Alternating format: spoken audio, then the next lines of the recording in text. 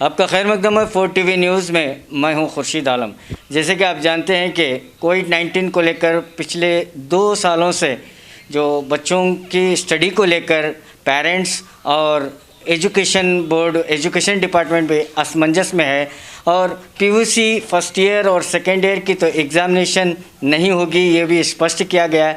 लेकिन एसएसएलसी बच्चों के लिए एग्ज़ाम होगी, यानी जुलाई में होगी। अभी डेट कंफर्म नहीं है और इसको लेकर जो है एजुकेशन डिपार्टमेंट की तरफ से एक गाइडलाइंस आई हुई है कि एक एग्ज़ामिनेशन सेंटर में 100 बच्चे होना चाहिए, एक एग्ज़ामिनेशन रूम में 12 बच्चे होना चाहिए, सैनिटाइज़र हो, मास्क हो, यानी इसकी तमाम शर्तों को लेकर ये एग्ज़ाम एसएसएलसी एग्ज़ाम होगी जुलाई के महीने में, यानी आने वाले महीने में। इसी को लेकर हम पहुँचे हैं बीजापुर ज़िले के DDPI deputy director of public instruction DDPI SV Husur sir हमारे साथ जुड़े हुए हैं। आइए इनसे और जानकारी लेंगे। सर, एसएसएलसी एग्ज़ाम ಬಗ್ಗೆ ಬೋರ್ಡ್ಲಿಂದ ಒಂದು ಗೈಡ್ಲೈನ್ಸ್ ಬಂದವು, ಅದು ಏನೇನು ಶರ್ತ್ ಅದಾವ, ಮಕ್ಕಳಿಗೆ ಏನು ಹೇಳಕ್ಕೆ ಇಷ್ಟಪಡ್ತೀರಿ? ಈಗ SLC ಪರೀಕ್ಷೆಗೆ ಸಂಬಂಧಪಟ್ಟಂತೆ ಈಗಾಗಲೇ ನಮ್ಮ ಸರ್ಕಾರದಿಂದ ಸ್ಪಷ್ಟವಾಗಿರುವಂಥ ಸುತ್ತೋಲೆ ಬಂದಿದೆ. ಕಳೆದ ಬಾರಿ ಮಾಡಿರುವಂತೆ ಈ ಬಾರಿ ಕೂಡ ಒಂದು SOPಯನ್ನು ಸಿದ್ಧಪಡಿಸಿದ್ದಾರೆ. ಆ SOP ಪ್ರಕಾರ ನಾವು ಪರೀಕ್ಷೆಗಳನ್ನು ನಡೆಸಬೇಕಾಗ್ತದೆ. ಇವತ್ತು ಕೋವಿಡ್ದ ನಿಯಮಗಳನ್ನೆಲ್ಲ ಪಾಲನೆ ಮಾಡಿ, ಅದು ಶಾಲೆಯನ್ನು ಸ್ಯಾನಿಟೈಸರ್ ಮಾಡುವುದಿರ್ಬೋದು, ವಿದ್ಯಾರ್ಥಿಗಳಿಗೆ ಕೈ ಸ್ಯಾನಿಟೈಸರ್ಸ್ ಮಾಡೋದು, ಜೊತೆಗೆ ಮಾಸ್ಕ್ಗಳನ್ನು ಕಡ್ಡಾಯ ಮಾಡೋದು, ಸಾಮಾಜಿಕ ಅಂತರ ಕಾಯ್ಕೊಂಡು ಈ ಎಲ್ಲ ಪರೀಕ್ಷೆಗಳನ್ನು ನಾವು ಅಚ್ಚುಕಟ್ಟಾಗಿ ಮಾಡಲಿಕ್ಕೆ ಎಲ್ಲ ಪೂರ್ವ ಸಿದ್ಧತೆಗಳನ್ನು ಮಾಡ್ಕೊಂಡಿದ್ದೀವಿ. ಈಗಾಗಲೇ ನಮ್ಮ ಜಿಲ್ಲೆ ಒಳಗೆ ಪರೀಕ್ಷಾ ಕೇಂದ್ರಗಳು 118 ಇದ್ದದ್ದು, ಈ ಒಂದು ಕೋವಿಡ್ದ ಹಿನ್ನೆಲೆ ಒಳಗೆ 189 ಪರೀಕ್ಷಾ ಕೇಂದ್ರಗಳನ್ನು ನಾವು ಸ್ಥಾಪನೆ ಮಾಡ್ಕೊಂಡಿದ್ದೀವಿ. ಪ್ರತಿ ಬ್ಲಾಕಿಗೆ 12 ವಿದ್ಯಾರ್ಥಿಗಳು ಇರುವಂಗೆ ನಾವು ವ್ಯವಸ್ಥೆಯನ್ನು ಮಾಡ್ಕೊಂಡಿದ್ದೀವಿ. ಆಮೇಲೆ ಈ ಸಲ ಪರೀಕ್ಷೆದ ವ್ಯವಸ್ಥೆ ಒಳಗೆ ಒಂದು ಮಗು ಒಂದು ದಿನ 3 ಪರೀಕ್ಷೆಗಳನ್ನು ಬರೀತದೆ.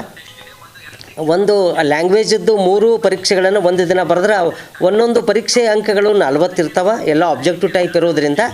ಸೊ 3 ತಾಸಿನೊಳಗೆ ಅವರು ಆ 3 ಪೇಪರ್ಗಳನ್ನು ಬರ್ತದೆ. ಮತ್ತು ಒಂದು ದಿವಸ ಗ್ಯಾಪ್ ಕೊಟ್ಟು ಮತ್ತೊಂದು ದಿವಸ 3 ಸಬ್ಜೆಕ್ಟದ ಕೋರ್ ಸಬ್ಜೆಕ್ಟ್ಗಳ ಪರೀಕ್ಷೆಗಳನ್ನು ಮಾಡ್ತಾಯಿದ್ದೀವಿ. ಅಲ್ಲಿಯೂ ಕೂಡ 40 ಅಂಕಗಳಿಗೆ ಸೀಮಿತಗೊಂಡಂಥ ಪರೀಕ್ಷೆಗಳನ್ನು ನಡೆಸ್ತೀವಿ. ಎಲ್ಲ ಅಬ್ಜೆಕ್ಟಿವ್ ಟೈಪ್ ಇರೋದ್ರಿಂದ ಮಕ್ಕಳು OMR ಶೀಟದೊಳಗೆ ಉತ್ತರಗಳನ್ನು ಅಲ್ಲಿ ಶೇಡ್ ಮಾಡುವಂಥ ಒಂದು ವ್ಯವಸ್ಥೆ ಜಾರಿ ಒಳಗದ. ಸೊ ಒಟ್ಟಾರೆ 40 ಅಂಕಗಳಿಗೆ ಸೀಮಿತಗೊಳಿಸಿಕೊಂಡು ವಿದ್ಯಾರ್ಥಿಗಳ ಸಾಮರ್ಥ್ಯವನ್ನು ಅಳೆಯುವಂಥ ಈ ಪರೀಕ್ಷೆಯನ್ನು ಮಾಡ್ತಾಯಿದ್ದಾರೆ. ಸೊ ಎಲ್ಲ ವಿದ್ಯಾರ್ಥಿಗಳು ಕಡ್ಡಾಯವಾಗಿ ಹಾಜರಾಗಲಿಕ್ಕೆ ಕ್ರಮವನ್ನು ತಗೊಂಡಿದ್ದೀವಿ. ಈಗಾಗಲೇ ಇದರೆಲ್ಲ ಮಾದರಿ ಪ್ರಶ್ನೆ ಪತ್ರಿಕೆ ಇರ್ಬೋದು, OMR ಇರ್ಬೋದು, ಎಲ್ಲ ವಿದ್ಯಾರ್ಥಿಗಳ ಮಟ್ಟದವರೆಗೆ ಮುಟ್ಟಿಸುವಂಥ ಪ್ರಯತ್ನವನ್ನು ಮಾಡಿದ್ದೀವಿ. ಪ್ರಯತ್ನವನ್ನು ಮಾಡೋದ್ರ ಜೊತೆಗೆ ಇವತ್ತು ಮಕ್ಕಳೆಲ್ಲ ಸಾಕಷ್ಟು ಪ್ರಮಾಣದೊಳಗೆ ಅಧ್ಯಯನ ಮಾಡಿದ್ದಾರೆ. ತಾವು ಸ್ವಂತ ಅದರೊಳಗೆ ಆನ್ಲೈನ್ದೊಳಗೆ ವಿಡಿಯೋದ ಮೂಲಕ, ಚಂದನ ವಾಹಿನಿ ಮೂಲಕ ಎಲ್ಲ ಅಧ್ಯಯನಗಳನ್ನು ಮಾಡಿದ್ದಾರೆ. ಸೊ ಇನ್ನೂ ಹೆಚ್ಚಿನ ಪ್ರಮಾಣದೊಳಗೆ ಅವ್ರಿಗೂ ಒಂದು ಸಾಮರ್ಥ್ಯ ಗಳಿಸಲಿಕ್ಕೆ ನಮ್ಮ ಎಲ್ಲ ಶಿಕ್ಷಕರು ತಮ್ಮ ವಿಷಯವಾರು ಪ್ರತಿನಿತ್ಯ ವಿದ್ಯಾರ್ಥಿಗಳ ಸಂಪರ್ಕದಲ್ಲಿದ್ದು ಅವರಿಗೆ ಒಂದು ಗುಣಾತ್ಮಕವಾಗಿರುವಂಥ ಪರಿಪೂರ್ಣ ಜ್ಞಾನವನ್ನು ಕೊಡಲಿಕ್ಕೆ ಪ್ರಯತ್ನವನ್ನು ನಡೆಸಿದ್ದಾರೆ. ಇದರ ಜೊತೆ ಒಳಗೆ ನಾವು ಜಿಲ್ಲೆಯಿಂದ ಒಂದು 3 ಸರಣಿ ಪರೀಕ್ಷೆಗಳನ್ನು ಮಾಡ್ಕೊಳ್ಳಿಕ್ಕೆ ಟೈಮ್ ಟೇಬಲ್ ಹಾಕ್ಕೊಂಡಿದ್ದೀವಿ. ನಮ್ಮದು ವಿಶಿಷ್ಟತೆ ಏನು ಅಂದರೆ 3 ಪರೀಕ್ಷೆಗಳು ವಿದ್ಯಾರ್ಥಿ ಮನೆಯಲ್ಲೇ ಕೂತು ಬರೀಬೇಕು. ಪಾಲಕರ ನೇತೃತ್ವದೊಳಗೆ ಪರೀಕ್ಷೆಯನ್ನು ಮಾಡ್ತಾಯಿದ್ದೀವಿ.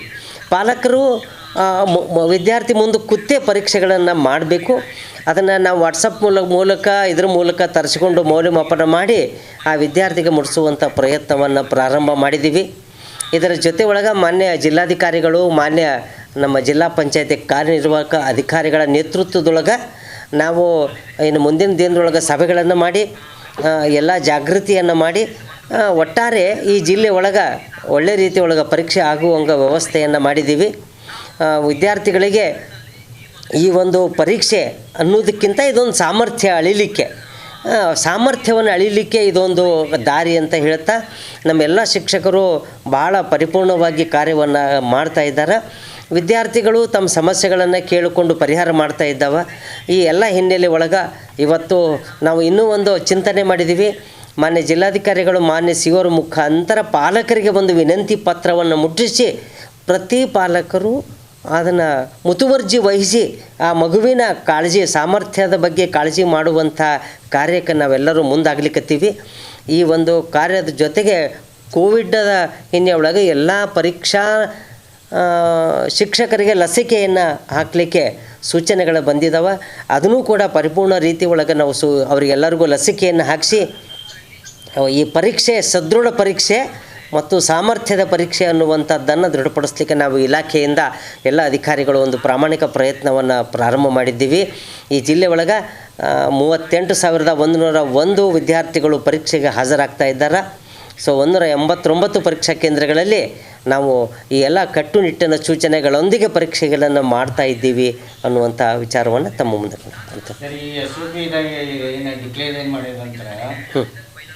ಯಾವ ವಿದ್ಯಾರ್ಥಿ ಯಾವ ಊರಾಗಿರ್ತಾರ ಆ ಸಮೀಪದ ಪರೀಕ್ಷಾ ಕೇಂದ್ರಕ್ಕೆ ಹೋಗಿ ಅವ್ರ ಎಕ್ಸಾಮ್ ಬರಿಬೋದು ಅಂತ ಆ ವ್ಯವಸ್ಥೆ ಹೆಂಗೆ? ಅದು ಈ ಸದ್ಯ ಆಪ್ಷನ್ ಕೇಳಿದ್ದಾರೆ ಅವರು, ಇನ್ನು ಮುಂದೆ ಆಪ್ಷನ್ ಬಿಡ್ಲಿಕ್ಕತ್ತ ಇದ್ದಾರೆ.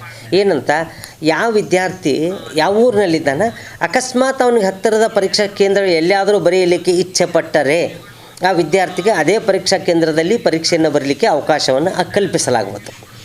ಸರ್ಕಾರದ ವಿದ್ಯಾರ್ಥಿ ಇಲ್ಲ, ಅವನು ಒಪ್ಪಿಗೆ ಕೊಡಬೇಕು ನನಗಿಂಥ ಪರೀಕ್ಷಾ ಕೇಂದ್ರ ಬೇಕಂತ. ಈಗ ನಾವು ಎಲ್ಲೋ ಒಂದು ಕಡೆ ಅವ್ನ ಪರೀಕ್ಷೆ ಅವ್ನ ಶಾಲೆ ಎಲ್ಲಿದೆ ಅಲ್ಲಿ ಪರೀಕ್ಷಾ ಕೇಂದ್ರ ಕೊಟ್ಟಿವಿ, ಹತ್ತಿರದೊಳಗೆ ಶಾಲೆ ಒಳಗಡೆ ಕೊಟ್ಟಿವಿ, ಹತ್ತಿರದಲ್ಲಿ ಕೊಟ್ಟಿವಿ.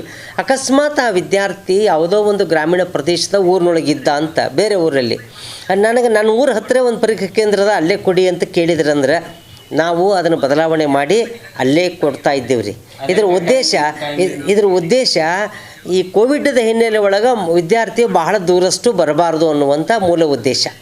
ಹತ್ತಿರದಲ್ಲೇ ಇರಬೇಕು, ಮನೆಯಲ್ಲಿ ಹತ್ತಿರದಲ್ಲೇ ಆಗಲಿ ಶಾಲೆ ಹತ್ತಿರದಲ್ಲೇ ಆಗಲಿ ಪರೀಕ್ಷೆಯನ್ನು ಬರೀಬೇಕು. ಒಂದು ಎಲ್ಲೋ ಮನೆಯಿಂದ 2 ಕಿಲೋಮೀಟ್ರೋ 4 ಕಿಲೋಮೀಟ್ರೋ ಮ್ಯಾಕ್ಸಿಮಮ್ ಅಷ್ಟರ ಒಳಗಡೆ ಆ ವಿದ್ಯಾರ್ಥಿ ಪರೀಕ್ಷೆಯನ್ನು ಎದುರಿಸಿ ಪುನಃ ಮನೆಗೆ ಹೋಗುವಂಥ ವ್ಯವಸ್ಥೆಯನ್ನು ಮಾಡಲಿಕ್ಕೆ ಸರ್ಕಾರ ಇದೊಂದು ಅವಕಾಶ ಮಾಡಿಕೊಟ್ಟ. ಈಗ ಒಂದು ವಿದ್ಯಾರ್ಥಿ ಒಂದು ಗ್ರಾಮೀಣ ಪ್ರದೇಶದಲ್ಲಿ ಇರ್ತಾರ, ಅದು ಸಮೀಪದ ಒಂದು ಎಕ್ಸಾಮಿನೇಷನ್ ಕೇಂದ್ರ ಇರ್ತಾವ ಸರ್, ಆ ವಿದ್ಯಾರ್ಥಿ ಅಲ್ಲೇ ಬರಿಬೇಕಂತಂದ್ರೆ ಮೊದಲು ಏನು ಪ್ರೋಸೆಸ್ ಮಾಡಬೇಕು, ಏನು ನಿಮಗೆ ತಿಳಿಸಬೇಕು? ಈಗ ಎಕ್ಸಾಮ್ ದಿವಸ ಹೋಗಿ ಇಲ್ಲ ಈಗ ಇಲಾಖೆಯಿಂದ ಅದಕ್ಕೊಂದು ಸಾಫ್ಟ್ವೇರ್ ಅದಕ್ಕೊಂದು ಪ್ರೋಗ್ರಾಮ್ ಬಿಡ್ಲಿಕ್ಕತ್ತಿದ್ದಾರೆ. ಇದು ಸದ್ಯ ಆ ಪ್ರೋಗ್ರಾಮ್ದೊಳಗೆ ಯಾವ ವಿದ್ಯಾರ್ಥಿ ಎಲ್ಲಿ ಪರೀಕ್ಷೆ ಬದಲಾವಣೆ ಮಾಡ್ಕೊಳ್ಳಿಕ್ಕೆ ಇಚ್ಛೆ ಪಟ್ಟನಂತ ಕೇಳ್ತಾರೆ ಕೇಂದ್ರ. ಆ ವಿದ್ಯಾರ್ಥಿ ಅದರಲ್ಲಿ ನಾ ಇಂಥ ಕೇಂದ್ರದೊಳಗೆ ಪರೀಕ್ಷೆ ಬರೀತೀನಿ, ನನ್ನ ಮನೆ ಅಲ್ಲೇ ಅದ, ನಮ್ಮ ಸಂಬಂಧಿಕರ ಮನೆಯೊಳಗಿದ್ದೀನಿ, ನಮ್ಮ ಅಜ್ಜಿ ಮನೆಯೊಳಗಿದ್ದೀನಿ, ಅಥವಾ ಎಲ್ಲೋ ಒಂದು ನಾವೊಂದು ಇಂಥಲ್ಲಿದ್ದೀನಿ ನನಗೆ ಅನುಕೂಲ ಕೊಡಿ ಅಂದರೆ ನಾವು ಖಂಡಿತವಾಗಿ ಆ ಪರೀಕ್ಷಾ ಕೇಂದ್ರಕ್ಕೆ ವಿದ್ಯಾರ್ಥಿಯನ್ನು ಟ್ಯಾಗ್ ಮಾಡಿ ಕೊಡ್ತಾಯಿತ್ತು. ಒಂದು ಪರೀಕ್ಷಾ ಕೇಂದ್ರ ಒಳಗೆ 100ರಷ್ಟು ವಿದ್ಯಾರ್ಥಿ ಸೀಮಿತ ಆಗಬೇಕು ಅಂತ ಹೇಳಿದ್ರೆ ನೀವೇನು ಇದು ಮಾಡ್ತೀವಿ? ಅಲ್ಲ, ಇವತ್ತಿನ ಇವತ್ತಿನ ಸುತ್ತೋಲೆ ಪ್ರಕಾರ ಒಂದು ಪರೀಕ್ಷಾ ಕೇಂದ್ರದೊಳಗೆ 100 ಕನಿಷ್ಠ 100 ಅಂತದ. ಬಿಲ್ಡಿಂಗ್ ದೊಡ್ಡದಿತ್ತು ಅಂದ್ರೆ ಮ್ಯಾಕ್ಸಿಮಮ್ 200 ಹಾಕ್ತೀವಿ ನಾವು. ಅಲ್ಲಿ ಇಂಥ ವಿದ್ಯಾರ್ಥಿಗಳನ್ನು ಹೊಂದಾಣಿಕೆ ಮಾಡಲಿಕ್ಕೆ ಸಾಧ್ಯದ. ಎಲ್ಲಿ ಕನಿಷ್ಠ 100 ಅಂತ ಕೊಟ್ಟಿದ್ದಾರೆ, 100 ಇಟ್ಕೊಂಡು ಸಂಖ್ಯೆ ನಾವು ಕೇಂದ್ರಗಳನ್ನ ರಚನೆ ಮಾಡೀವಿ. ಇನ್ನು ದೊಡ್ಡ ಕೆಲವೊಂದು ರೂಮ್ಸ್ ಇದ್ದಲ್ಲಿ, ಕಟ್ಟಡಗಳಿದ್ದಲ್ಲಿ ಅಲ್ಲಿ 200-250ರವರೆಗೂ ನಾವು ಅವಕಾಶಗಳನ್ನು ಕಲ್ಪಿಸಿದ್ದೀವಿ. ಸರ್, ಇವಾಗಲೇ ನೀವು ಹೇಳಿದ್ರಿ ಒಂದು ವಾಟ್ಸಪ್ ಮೂಲಕ ಪಾಲಕರ ಇದರ ಒಳಗೆ ಅವರು ಒಂದು ಎಕ್ಸಾಮ್ ಬರೀಬೇಕು, ಟೆಸ್ಟ್ ಬರೀಬೇಕು, ವಾಟ್ಸಪ್ ಮಾಡಬೇಕು ಅಂತ ಹೇಳಿದ್ರಿ. ಅದನ್ನು ಕಂಪಲ್ಸರಿ ಮಾಡಿದ್ರೆ ನಡೀತಾವ? ಇಲ್ಲ, ಅವರಿಗೆ ಪ್ರಾಕ್ಟೀಸ್ ಆಗಲಿ ಅನ್ನೋ ದೃಷ್ಟಿಯಿಂದ ಈ ಯೋಜನೆಯನ್ನು ಹಮ್ಮಿಕೊಂಡಿದ್ದೀವಿ. ಮಗು ಒಮ್ಮೆ ಪರೀಕ್ಷೆಗೆ ಬರೋಕ್ಕಿಂತ ಪೂರ್ವದಲ್ಲಿ ಮನೆ ಒಳಗೆ ಕೂತು ಒಂದು 2-3 ಬಾರಿ ಪ್ರಾಕ್ಟೀಸ್ ಮಾಡಲಿ ಅನ್ನೋ ದೃಷ್ಟಿ ಇಟ್ಕೊಂಡು ಈ ಯೋಜನೆಯನ್ನು ಕೊಟ್ಟಿದ್ದೀವಿ. ಇದರೊಳಗೆ ಉತ್ತೀರ್ಣ ಅನುತ್ತೀರ್ಣ ಎಂಬುವಂಥ ಪ್ರಶ್ನೆ ಇಲ್ಲ. ಇದು ವಿದ್ಯಾರ್ಥಿ ಸರಾಗವಾಗಿ ಪರೀಕ್ಷೆಯನ್ನು ಎದುರಿಸಲಿ ಅನ್ನುವಂಥ ಸಾಮರ್ಥ್ಯವನ್ನು ಕೊಡುವುದಕ್ಕಾಗಿ ಈ ಒಂದು ರೂಢಿಯನ್ನು ಮಾಡಿಸ್ಲಿಕ್ಕೆ ನಾವು ವಿದ್ಯಾರ್ಥಿಗಳ ಮನೆಗಳಿಗೆ ಆ ಪ್ರಶ್ನೆ ಪತ್ರಿಕೆಗಳನ್ನು ಮುಟ್ಟಿಸುವಂಥ ವ್ಯವಸ್ಥೆಯನ್ನು ಮಾಡಲಿಕ್ಕತ್ತೀವಿ. ಏನು ಯಾವುದೂ ಇಲ್ಲ, ಇದು ಸರಣಿ ಪರೀಕ್ಷೆಗಳು. ನಾವು ನಡೆಸೋ ಪರೀಕ್ಷೆಗಳು ನಮ್ಮ ಜಿಲ್ಲೆಯೊಳಗೆ ವಿದ್ಯಾರ್ಥಿಗಳ ಸಾಮರ್ಥ್ಯ ಹೆಚ್ಚಾಗಲಿ, ಹೆಚ್ಚು ಈ ಪರೀಕ್ಷೆ ಬಗ್ಗೆ ತಿಳ್ಕೊಳ್ಳಿ ಅನ್ನುವಂಥ ವಿಚಾರ ಇಟ್ಕೊಂಡದಕ್ಕೆ ಅದನ್ನು ಮಾಡಿದ ಹೊರತು ಅದು ಯಾವುದಕ್ಕೂ ಮಾನದಂಡ ಅಲ್ಲ. ಯಾಕಂದ್ರೆ ಗ್ರಾಮೀಣ ಪ್ರದೇಶ ಒಳಗೆ ಈಗ ಸ್ಮಾರ್ಟ್ಫೋನ್ ಇರಬೇಕು, ನೆಟ್ವರ್ಕ್ ಪ್ರಾಬ್ಲಮ್ ಇರ್ಬೋದು, ಏನಕ್ಕೆ ಪ್ರತಿಯೊಬ್ಬರು ಪಾಲಕರು ಅನ್ಎಜುಕೇಟೆಡ್ ಇರ್ತಾರೆ, ಎಜುಕೇಟೆಡ್ ಇರ್ತಾರೆ, ಅದು ಸಮಸ್ಯೆ ಆಗ್ತದೆ. ಇದು ಪ್ಲಸ್ ಮೈನಸ್ ಏನು ಆಗಂಗಿಲ್ಲ, ಯಾವುದಕ್ಕೂ ಇಲ್ಲ. ಯಾವ ವಿದ್ಯಾರ್ಥಿಗಳ ಹತ್ರ ಇಲ್ಲ ಅವನ ಮನೆಗೆ ಪ್ರಶ್ನೆ ಪತ್ರಿಕೆ OMR ಮುಟ್ಟಿಸೋ ವ್ಯವಸ್ಥೆ ಮಾಡ್ತೀವಿ. ಅದನ್ನು ಫಿಸಿಕಲ್ ಆಗಿ ಅಲ್ಲೇ ಕೂತು ಬರಿಬಹುದು. ಯಾವ ವಿದ್ಯಾರ್ಥಿ ಹತ್ರ ಇಲ್ಲ ಅಲ್ಲಿ ಮುಟ್ಟಿಸುವಂಥ ವ್ಯವಸ್ಥೆಯನ್ನು ನಮ್ಮ ಶಿಕ್ಷಕ ವೃಂದ ಮಾಡ್ತದೆ ಖಂಡಿತವಾಗಿಯೂ. ಇದು ಪ್ರಾಕ್ಟೀಸ್ ಆಗಲಿ ಅನ್ನುವಂಥ ಉದ್ದೇಶ. ಸರ್, ಇವಾಗಲೂ ನೀವು ಹೇಳಿದ ಪ್ರಕಾರ ಒಂದು ಲ್ಯಾಂಗ್ವೇಜ್ ಸಬ್ಜೆಕ್ಟು ಒಂದು ಪೇಪರ್ ಇರ್ತಾವೆ, ಒಂದು ದಿವಸ ಗ್ಯಾಪ್ ಇರ್ತಾವೆ, ಒಂದು ದಿವಸ ಗ್ಯಾಪ್ ಮಾಡ್ತಾರೆ, ಗ್ಯಾಪ್ ಮರು ಮತ್ತು ಫೋರ್ ಸಬ್ಜೆಕ್ಟ್ ಎಸ್ ಎಲ್ಲ OMR ಬರುತ್ತೆ, ಅಬ್ಜೆಕ್ಟಿವ್ ಕ್ವಶನ್ ಬರ್ತದೆ. ಇದು ವಿದ್ಯಾರ್ಥಿಯವರಿಗೆ ಏನು ಸಲಹೆ ಕೊಡೋಕೆ ಇಲ್ಲ, ವಿದ್ಯಾರ್ಥಿಗಳು ಅಂತಂದ್ರೆ ಇದನ್ನು ಸದುಪಯೋಗ ತಗೋಬೇಕು ಅಂತ ನಂದು. ಯಾಕಂದ್ರೆ ಯಾವುದೋ ಒಂದು ಪರೀಕ್ಷೆ ರದ್ದಾಗಿದೆ ಅಂತ ತಿಳ್ಕೊಂಡು ನಾವು ತಲೆ ಒಳಗೆ ಆಲೋಚನೆ ಮಾಡಲಾರ್ದೇನೆ ಇದು ನಮಗೆ ಬಂದಂಥ ಒಂದು ಒಳ್ಳೆಯ ಅವಕಾಶ. ಯಾಕಂದ್ರೆ ನಾವು ಇವತ್ತು ಎಷ್ಟೆಷ್ಟೋ ಉನ್ನತ ಶಿಕ್ಷಣದ ವ್ಯವಸ್ಥೆಗಳನ್ನು ನೋಡ್ತೀವಿ, ಅಲ್ಲಿ ಎಲ್ಲ ಸೆಮಿಸ್ಟರ್ ಸಿಸ್ಟಮ್ ಪರೀಕ್ಷೆಗಳವ. ಅವರು ಬರೆಯೋದು 40 ಮಾರ್ಕ್ಸಿಗೆ 50 ಮಾರ್ಕ್ಸಿಗೆ ಪರೀಕ್ಷೆ ಬರೀತಾರೆ 6 ತಿಂಗಳಿಗೊಮ್ಮೆ. ಅಂಥದ್ರಲ್ಲಿ ನಮ್ಮ SLC ವಿದ್ಯಾರ್ಥಿಗಳು ಇಡೀ ಪರೀಕ್ಷಾ ವ್ಯವಸ್ಥೆ ಒಳಗೆ 40 ಮಾರ್ಕ್ಸಕ್ಕೆ ಒಂದು ಪರೀಕ್ಷೆಗಳನ್ನು ಬರೆಯೋದು ಏನಂತ ದೊಡ್ಡದು ಇದು ಅಲ್ಲ. ಇದನ್ನು ನಮ್ಮ ವಿದ್ಯಾರ್ಥಿಗಳೆಲ್ಲ ಅರ್ಥೈಸಿಕೊಂಡು ಹೆಚ್ಚು ಅಧ್ಯಯನ ಮಾಡಿ ಮುಂದೆ ಕಾಂಪಿಟೇಟಿವ್ ಪರೀಕ್ಷೆಗಳೇನು ಬರ್ತಾವೆ ಅದಕ್ಕೆ OMRದೊಳಗೆ ಪರೀಕ್ಷಾ ವ್ಯವಸ್ಥೆ ಪೂರಕ ಅದ. ಆ ಪೂರಕ ವ್ಯವಸ್ಥೆಯನ್ನು ಈಗಿನಿಂದಲೇ ರೂಢಿ ಮಾಡ್ಕೊಂಡಂಗೆ ಆಗ್ತದೆ. ಅದಕ್ಕೆ ಆ ದಿಸೆ ಒಳಗೆ ನಮ್ಮ ಎಲ್ಲ ವಿದ್ಯಾರ್ಥಿಗಳು ಇನ್ನೂ ಹೆಚ್ಚಿನ ಅಧ್ಯಯನವನ್ನು ಮಾಡೋದ್ರ ಜೊತೆಗೆ ನಾವೇನು ಸರಣಿ ಪರೀಕ್ಷೆಗಳನ್ನು ಕೊಡ್ತೀವಿ ಅದರ ರೂಢಿಗಳನ್ನು ಮಾಡಿದ್ದೆ ಆದರೆ ಬಹುತೇಕ ಒಂದು ಒಳ್ಳೆಯ ಫಲಿತಾಂಶ ಅಂತೂ ಇರುತ್ತೆ. ಅದರ ಜೊತೆಗೆ ಜಿಲ್ಲೆಗೆ ಮತ್ತು ವಿದ್ಯಾರ್ಥಿ ಸಾಮರ್ಥ್ಯಕ್ಕೆ ಒಂದು ಓರೆಗಲ್ಲಾಗ್ತದಂತ ನಾನು ಈ ಸಂದರ್ಭದಲ್ಲಿ ಹೇಳಲಿಕ್ಕೆ ಇಚ್ಛಪಡ್ತೀನಿ. ಈ ಸಲ ಏನು ವಿದ್ಯಾರ್ಥಿಗಳು ಎಕ್ಸಾಮಿನೇಷನ್ ಬರೀಲಾಕತ್ತಾರೆ, ಇದ್ರಾಗ ಯಾರೂ ಫೇಲ್ ಆಗಂಗಿಲ್ಲ ಅಂತ ಸ್ಪಷ್ಟವಾಗಿ ಹೇಳಕತ್ತಾರೆ. ಇಲ್ಲ, ಅದು ಖಂಡಿತ ಯಾರನ್ನು ಫೇಲ್ ಮಾಡಬೇಕು, ಹಿಂದಕ್ಕೆ ಉಳಿಸ್ಬೇಕು ಅನ್ನುವಂಥ ಆಲೋಚನೆ ಇಲ್ಲ ಇದರೊಳಗೆ. ಆದರೆ ಒಂದೇ ಒಂದು ವಿಚಾರ ಅಂದರೆ ಎಲ್ಲ ವಿದ್ಯಾರ್ಥಿಗಳು ಪರೀಕ್ಷೆಯನ್ನು ಎದುರಿಸಬೇಕು, ಜೊತೆಗೆ ತಮ್ಮ ಸಾಮರ್ಥ್ಯವನ್ನು ತಾವೇ ನೋಡಿಕೊಳ್ಳಿ ಅನ್ನುವಂಥ ಒಂದು ವ್ಯವಸ್ಥೆಯನ್ನು ಮಾಡಿದ್ದೀವಿ. ಇದು ಮುಂದಿನ ಶಿಕ್ಷಣಕ್ಕೆ ಮುಂದೇನು ಅವ್ರ ಕಲಿಕೆಗೆ ಹೋಗ್ತಾರೆ ಅದು ಪೂರಕ ಆಗ್ತದೆ. ಆ ದಿಸೆ ಒಳಗೆ ಇದು ಸಾಮರ್ಥ್ಯ ಆಧಾರಿತ ಪರೀಕ್ಷೆ ಆಗಿರೋದ್ರಿಂದ ಇದರೊಳಗೆ ಫೇಲು ಪಾಸು ಅನ್ನೋದಕ್ಕಿಂತ ಆತನ ಸಾಮರ್ಥ್ಯ ವಿದ್ಯಾರ್ಥಿಗೆ, ಪಾಲಕರಿಗೆ, ಜೊತೆಗೆ ಇಲಾಖೆಗೂ ಕೂಡ ಪೂರಕ ಆಗ್ತದೆ. ಆ ದಿಸೆ ಒಳಗೆ ಇದನ್ನು ಅನುತ್ತೀರ್ಣ ಅನ್ನುವಂಥದ್ದು ಎಲ್ಲಿಯೂ ಏನೂ ಭಾವಿಸದೇ ಇರೋದು ಸರ್ಕಾರದ ಸುತ್ತೋಲೆ ಇರೋದ್ರಿಂದ ಇದನ್ನು ಸ್ಪಷ್ಟಪಡಿಸ್ಬೋದಾಗಿದೆ. ನಗರದಲ್ಲಿ ಎಷ್ಟು ಎಕ್ಸಾಮಿನೇಷನ್ ಸೆಂಟರ್ ಮಾಡ್ಬೋದು? ನಗರದಲ್ಲಿ ರೀ ನಾವು ಇವತ್ತು ವಿಜಯಪುರ ನಗರದಲ್ಲಿ ಒಟ್ಟಾರೆ ಕೇಂದ್ರ ವಿಜಯಪುರ ನಗರದಲ್ಲಿ 33 ಪರೀಕ್ಷಾ ಕೇಂದ್ರಗಳನ್ನು ಮಾಡಿದ್ದೀವಿ. ಏನು ರೀ ನಾವು ವಿಜಯಪುರದೊಳಗೆ 33 ಪರೀಕ್ಷಾ ಕೇಂದ್ರಗಳವ. ಬಹುತೇಕ ಎಲ್ಲ ದೊಡ್ಡ ಬಿಲ್ಡಿಂಗ್ಗಳನ್ನು ಒಳಗೊಂಡಂತೆ ಎಲ್ಲ ಶಾಲೆಗಳಲ್ಲಿ ಪರೀಕ್ಷಾ ಕೇಂದ್ರಗಳನ್ನು ನಾವು ಸ್ಥಾಪನೆ ಮಾಡೀವಿ. ಯಾವ ಹುಡುಗ ವಿದ್ಯಾರ್ಥಿನೂ ತನ್ನ ಶಾಲೆ ಅಥವಾ ಮನೆಯಿಂದ ಭಾಳಷ್ಟು ದೂರದಲ್ಲಿ ಹೋಗಲಾರ್ದಂಗೆ ನಾವು ವ್ಯವಸ್ಥೆಯನ್ನು ಮಾಡೀವಿ. ಯಾಕಂದರೆ ಪಾಲಕರ ನಿಗಾದೊಳಗೆ ವಿದ್ಯಾರ್ಥಿ ಪರೀಕ್ಷೆಗೆ ಬರ್ತಿರ್ತಾನೆ, ಆತನಿಗೆ ಹತ್ತಿರ ಎಲ್ಲಿ ಆಗ್ತದೆ ಅಲ್ಲಿ ನಾವು ಅವಕಾಶವನ್ನು ಕಲ್ಪಿಸಿಕೊಟ್ಟಿವಿ. Okay okay okay thank you.